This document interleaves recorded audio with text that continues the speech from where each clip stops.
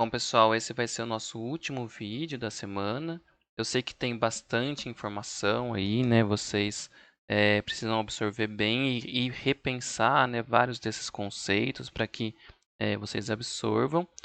Mas esse vídeo ele vai trazer o porquê de tudo que eu tenho falado, né? Desses critérios de desempenho, porque eu tenho falado de primeira e segunda ordem, né? O que acontece?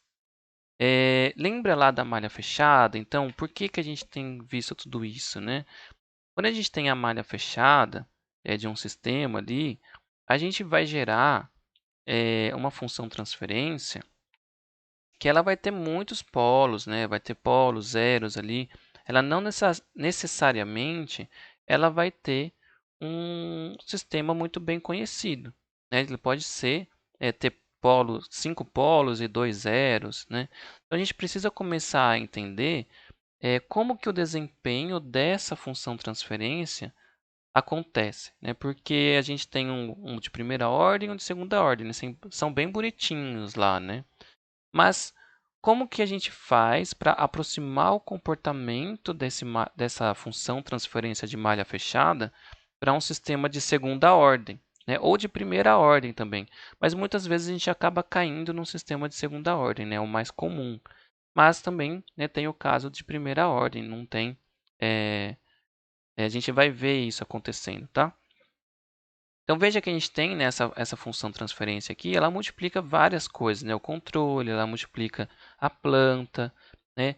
E aí isso aqui gera sistemas que, né, são de ordem maiores do que 2.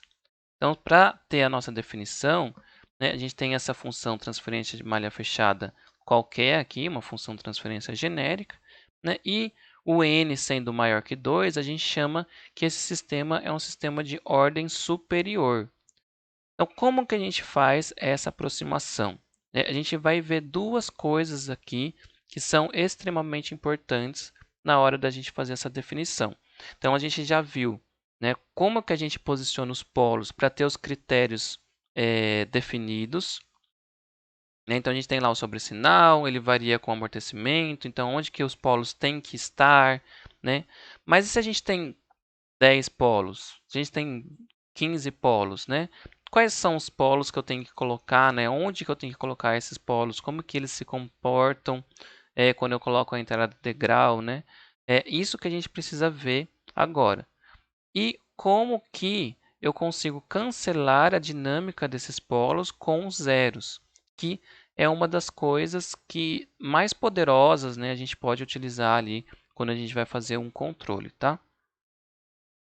Então vamos considerar aqui alguns sistemas, né, como exemplo para a gente dar início a esse estudo. Então a gente tem essa função transferência aqui, né, que tem esses polos conjugados, essa outra função transferência com os polos conjugados, e essa outra função transferência que eu multipliquei essas outras duas, que é a mesma coisa que ter todos os polos aqui. Então essa função transferência ela tem todos os polos.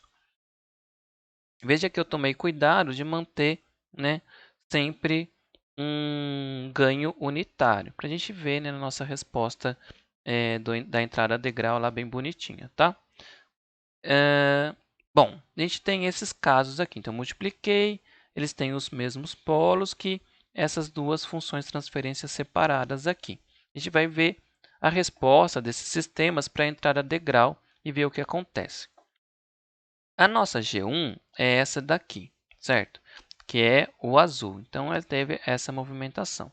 A G2 é essa daqui, ela teve essa movimentação.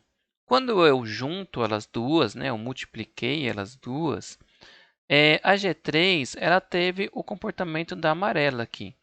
A amarela ela está praticamente em cima da azul, né, que é a G1.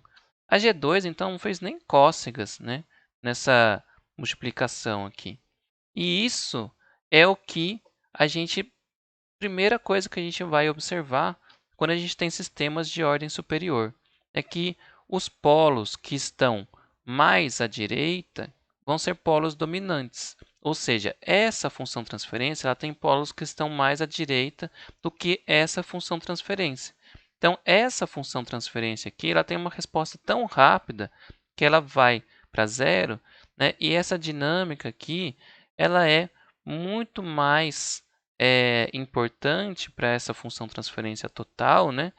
Que ela vai se sobressair. A outra, ela pode ser descartada. Então, é isso que a gente tem que ver aqui. Os polos mais à direita, eles são considerados polos dominantes. O comportamento desses polos aqui, ele vai se sobressair ao comportamento desses polos aqui, ok? É isso que a gente viu ali no gráfico, né? A gente viu uma entrada desse sistema aqui que tem todos os polos, que se comporta, na verdade, praticamente igual a esse polo, a esse sistema que tem esses polos aqui, né? Então, ele pegou e teve um comportamento dominante, a G1 ali, nessa função total. Ah, mas e se eu tenho dois polos no eixo real aqui? Ele tem esse comportamento desse polo aqui. Então, esse polo ele também pode ser descartado. Então, quando a gente tem lá um sistema super amortecido, a gente tem esse caso aqui, né? Que a gente tem um polo mais à direita e outro à esquerda. Eu comentei isso. Então, esse polo mais à direita vai ser o dominante. E a gente vai ter um comportamento muito similar a um sistema de primeira ordem que tem esse polo aqui, certo? Então, a gente pode usar o comportamento só desse polo para definir os critérios de desempenho. Então, ele não vai ter sobressinal, né? Ele vai ter o tempo de subida baseado nesse decaimento por conta desse polo aqui, né? E tudo isso. Bom, agora, né, lembrando aqui o posicionamento dos polos, então por isso que esse polo aqui é dominante em relação a esses daqui, beleza? Que é a mesma coisa que esses polos aqui.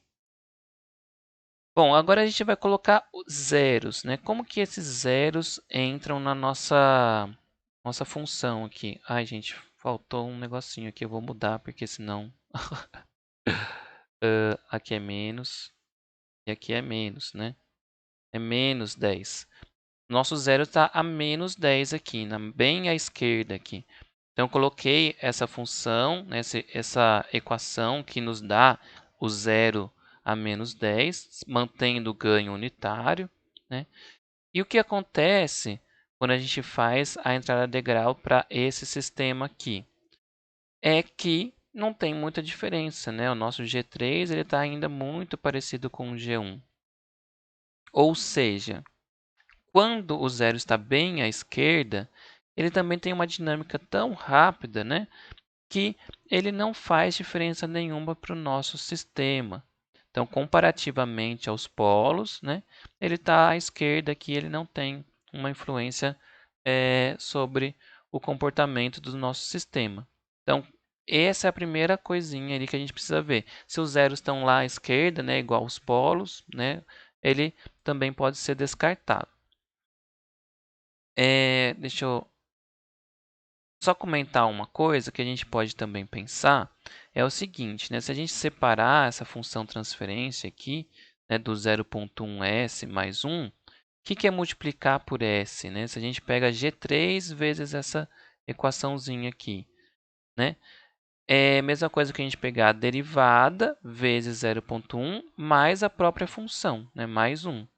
Lembra que quando a gente multiplica por s é a mesma coisa que a derivada?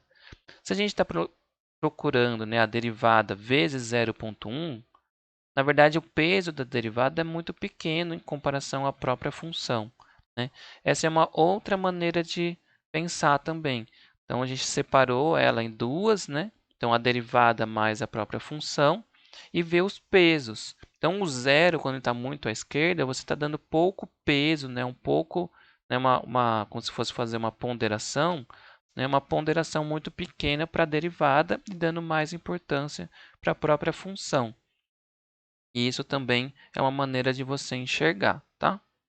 Mas é sempre interessante você fazer essa relação com os polos, né? Porque se você tiver polos dominantes bem à esquerda, né, você ainda vai ter, né, uma influência do zero ali, tá? Se a gente adicionar, então, esses zeros específicos aqui, ó, esses zeros específicos, eles estão bem próximos dos polos que a gente considerou como dominantes. Então, essa equação aqui nos dá esses polos, tá? E essa equação, ela gerou esses zeros que estão bem próximos dos polos, que a gente considerou como dominantes. Então, como que será que é a saída, a resposta, né, para a entrada degrau desse sistema aqui com esses zeros? Veja que agora a nossa G3 ela foi lá para muito parecido com o G2, né? O G1 ficou aqui, então que é a nossa S quadrado mais S mais 1 aqui, que gera o menos meio ali, né? Alguma coisa, o polo mais à direita, que é o dominante. Então, na verdade, ele perdeu totalmente aquele comportamento parecido com o G1 e ficou muito mais parecido com o G2. Então, veja o que aconteceu é que houve o cancelamento do comportamento dos polos dominantes aqui por a gente colocar zeros muito próximo deles. Então veja que matematicamente isso aconteceria só se o zero fosse exatamente igual ao polo. Né? Se a gente tivesse os polinômios exatamente iguais, aí você conseguiria cancelar.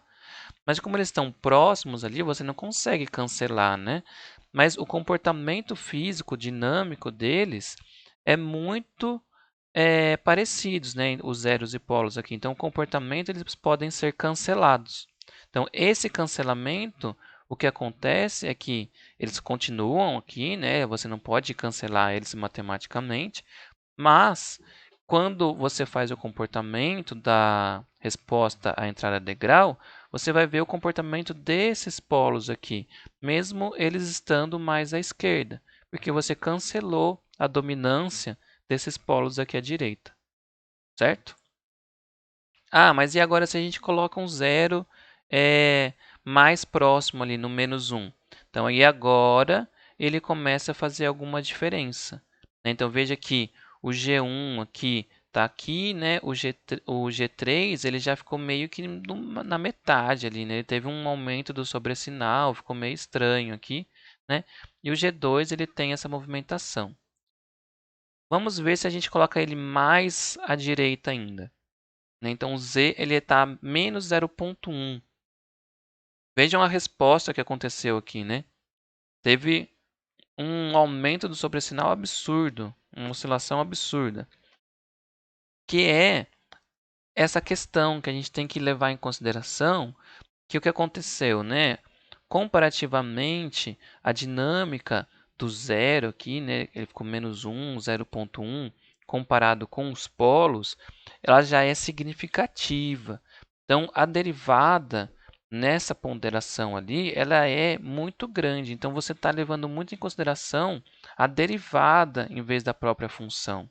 Né? Então, o polinômio desse zero ali, ele está sendo bem significativo para a derivada. Então, você aumenta um sobressinal ali, né, que não é o que você quer. Então, os zeros muito à direita também, né, ou muito próximo dos polos, que não estejam, né, fazendo cancelamento, eles geram esse sobressinal aqui. Então, veja que é isso que acontece. Quando você tem um zero que está à direita dos polos, ele causa um aumento do sobressinal. Mesmo que ele não tivesse à direita, né, se ele tivesse mais ou menos por aqui, né, como foi o caso aqui, que eu coloquei menos 1, né, ele já colocou um aumento do sobressinal, que ele começa a ter importância, entendeu? Na resposta. Porque ele não está fazendo cancelamento, porque ele não está bem próximo, né? Mas ele já está bem à direita suficiente para ter alguma influência ali na sua resposta. Então você precisa começar a ficar de olho nele, né? O que está acontecendo? Por que esse zero está ali? Será que a gente consegue colocar ele mais à esquerda para assumir com esse comportamento dele? Né? Então, isso que é controle, gente. O controle ele vai girar em torno sempre disso. Definir quais são os polos que são dominantes, colocar os zeros mais à esquerda possível. Se a gente tiver zeros ali por perto que estão influenciando na dinâmica, ver se a gente consegue colocar um polo próximo dele para ele cancelar, né, o comportamento dele também. E aí você elimina esse comportamento. Essa brincadeira. Então, com projeto de controle é basicamente isso. Então, a gente vai brincar sempre com o posicionamento dos polos e dos zeros ali no semiplano esquerdo, sempre pensando naqueles critérios de desempenho. Então, eu quero que o nosso sistema tenha frequência natural tal e amortecimento tal, ele precisa ter frequência maior que tanto e amortecimento maior que tanto. Então, a gente vai definindo isso no nosso sistema, né? E aí ele vai ter que ter um comportamento dinâmico adequado a partir disso. Eu não vou mostrar exatamente isso que a gente fez, eu vou voltar no nosso.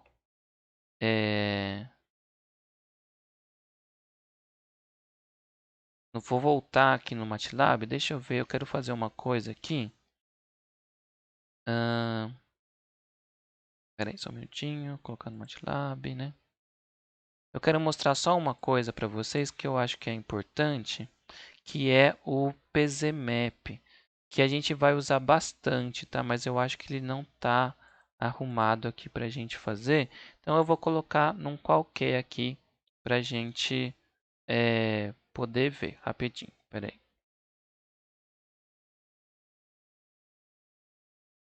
Ó, aqui que eu faço, né, o PZMap.